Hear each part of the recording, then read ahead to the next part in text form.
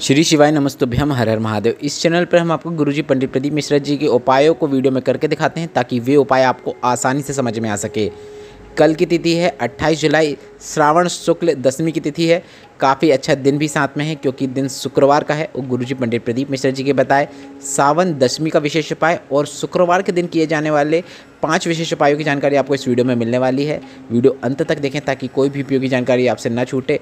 सभी उपाय उपयोगी और विशेष हैं और इन उपायों को आप इस सावन अधिक मास में करके उसका जो फल प्राप्त होगा वह भी आपको अधिकतम में प्राप्त होगा, क्योंकि आज की ही कथा में गुरुजी ने कहा श्रावण माह में किए गए पूजन भजन और दान का जो फल होता है वह आपको अधिकतम में प्राप्त होता है। जो भी आप करेंगे वह आपको कई गुना होकर प्राप्त होता है। इसलिए यह उपाय जो इस वीडियो में बताए जा रहे हैं गुरुजी पंडित प्रदीप मिश्रा जी के बताए उपाय हैं।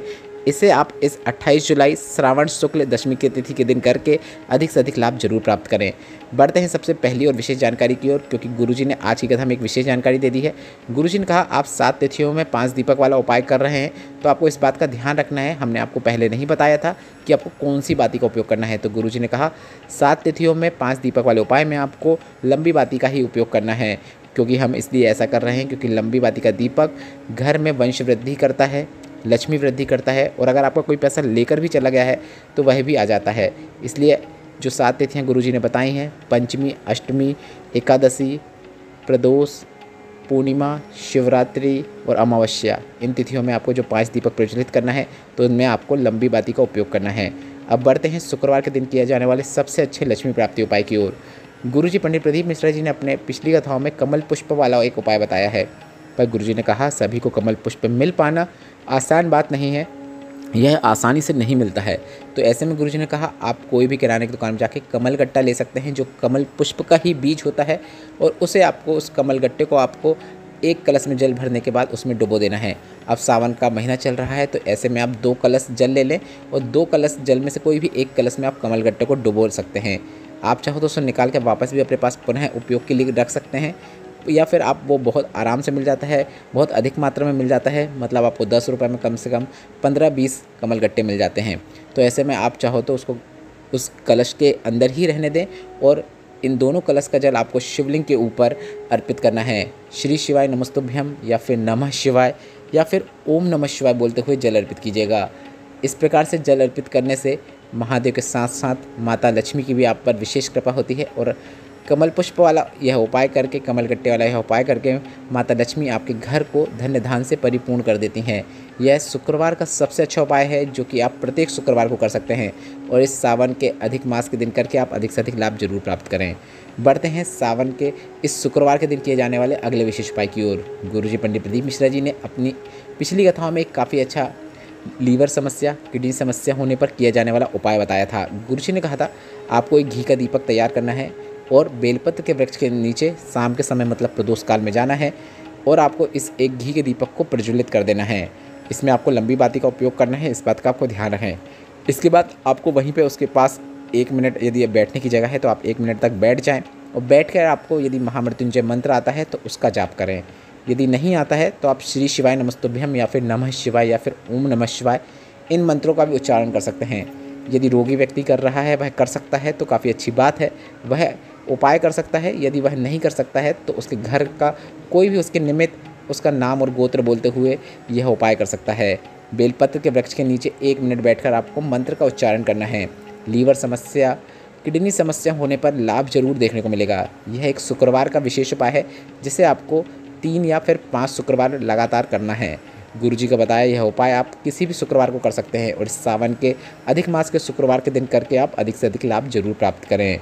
बढ़ते हैं अगले विशेष उपाय की ओर। गुरुजी ने कर्जा मुक्ति का एक ऐसा उपाय बताया है जो कि सावन की सिर्फ 10वीं तिथि को किया जाता है और सावन की जो 10वीं तिथि है वह 28 जुलाई को है। यह सावन के अधिक मास की 10वीं तिथि है क्योंकि अभी सावन का ही महीना माना जाएगा, अधिक मास भी सावन का ही है।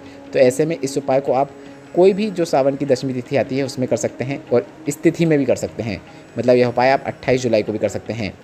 अगर आपके घर में पैसों की तंगी है, पैसा आ नहीं रहा है बल्कि आपका कर्जा बढ़ते ही चले जा रहा है, बहुत आर्थिक स्थिति कमज़ोर है, एक कमाओ सवा खर्च हो जाता है, तो यह एक विशेष उपाय आपको इस सावन के अधिक मास की 10वीं तिथि में करना है, मतलब 28 जुलाई को करना है।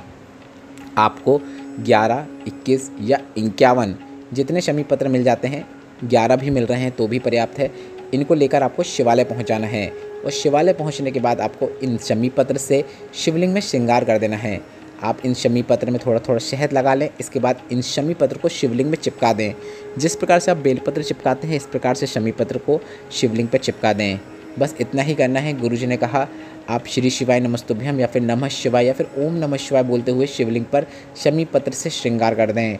बाबा हाथ थाम लेंगे और कितना ही बड़ा कर्जा क्यों ना हो, बाबा आपके लिए नए धन के रास्ते खोल देंगे। बस आपको अपनी तरफ से भी प्रयास करते रहना है और बाबा आपका साथ देंगे। मतलब आप अपनी तरफ से कोई भी कमी ना छोड़ें। अगर नौकरी का प्रयास कर रहे हैं तो नौकरी के लिए प्रयास के लिए लगे रहें, पढ़ाई करें, मेहनत करें। और अगर व्यापार के लिए लगे रहे हैं तो व्यापार भी आपका बढ़ेगा। बस आपको अपनी तरफ से भी कर्म करते रहना है और बाबा आपका साथ देंगे और आपका कितना ही बड़ा कर्जा क्यों ना हो वह ज़रूर चुक जाता है। पिछले वीडियो में हमने आपको 10 शमी पत्र बोल दिया था जो हमने गलती से बोल दिया था, पर हमने एक दिन पहले ही वीडियो बनाकर आपको बता दिया है कि आपको 11 शमी पत्र लेना है या फिर 21 लेना है या फिर 51 लेना है। 21 और 51 तो बहुत अधिक मात्रा हो जाएगी, क्योंकि इतने में सब उपाय करेंगे तो फिर पेड़ में पत्तियाँ भी नहीं बचेंगी। तो आप 11 लेकर ही उपाय करें तो भी पर्याप्त है। तो इस उपाय में आपको 11 शमी पत्र को शिवलिंग पर अर्पित करना है, चिपकाना है शहद का उपयोग करते हुए। यह सावन अधिक मास की दशमी तिथि का सबसे विशेष उपाय है जो कि सिर्फ और सिर्फ वर्ष में सावन में ही करने को आपको मौका मिलता है। बढ़ते हैं अगले विशेष उपाय की ओर। अब गुरुजी पंडित प्रदीप मिश्रा जी के बताए वे उपाय जो कि आप इस दशमी तिथि में भी कर सकते हैं, उनमें से एक सबसे अच्छा उपाय है 2 कलश से जल आपको शिवलिंग पर अर्पित करना है। 2 कलश से जल से तात्पर्य यह होता है कि आप जब शिवलिंग पे जल अर्पित करें तो 2 धार बननी चाहिए। एक एक करके 2 कलश से जल अर्पित नहीं करना है, 2 कलश से आपको एक साथ जल अर्पित करना है। दोनों कलश आपके हाथ में होना चाहिए।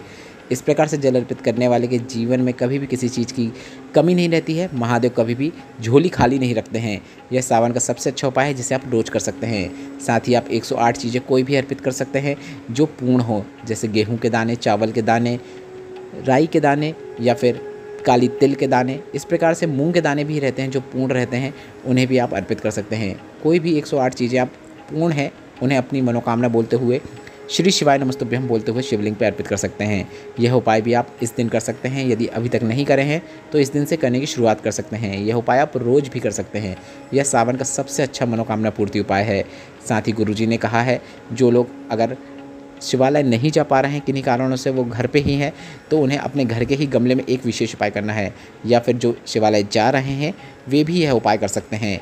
आपको अपने घर के ही गमले में, जो घर के गमले में सिर्फ तुलसी का गमला आपको उपयोग नहीं करना है, बाकी जितने भी घर में गमले हैं उनका आप उपयोग कर सकते हैं। कोई पौधा होना चाहिए, इस बात को भी आपको ध्यान रखना है। गमले में पौधा हो, उस गमले की मिट्टी का उपयोग करते हुए आपको एक शिवलिंग की सिर्फ लिंगनुमा आकृति बना लेना है। मतलब पिंडी जो रहती है उसकी आकृति बना लेना है। जलाधारी बनाने की जरूरत नहीं है। गणेश भगवान, शरण, कार्तिकेय, माता सुख सुंदरी या फिर नाग, इस प्रकार से कुछ भी बनाने की जरूरत नहीं है। सिर्फ गोल एक कंकड़ रूपी शंकर जैसे रहते हैं उसी प्रकार से आपको एक लिंगनुमा आकृति बना लेना है। और आप इस लिंगनुमा आकृति का शिव का ध्यान करते हुए, स्मरण करते हुए इसका पूजन अर्चन करना है। आप सिर्फ 1 लोटा जल भी उसमें चढ़ा रहे हैं तो भी पर्याप्त है। अगर आप पूजन कर रहे हैं तो आप उसमें पुष्प अर्पित कर सकते हैं, बेलपत्र अर्पित कर सकते हैं।